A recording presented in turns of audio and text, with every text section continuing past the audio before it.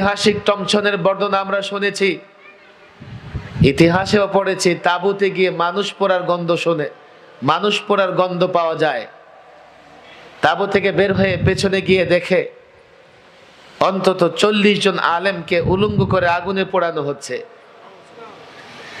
আবার 40 জনকে দাঁড় করিয়ে রাখা হয়েছে। তোমরা বলো ইংরেজদের পক্ষে, না হলে তোমাদের পরিণতি তাই হবে। সে তার খোদার কসম খেয়ে বলে, আমি নিজের চোখে দেখলাম।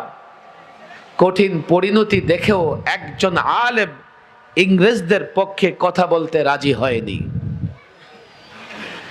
47 এসেছে, বিগত ফেসিবাদী সরকার, ফেসিস্ট সরকার 71-এর চর্চা করতে করতে 47 আমাদেরকে ভুলিয়ে দিয়েছে।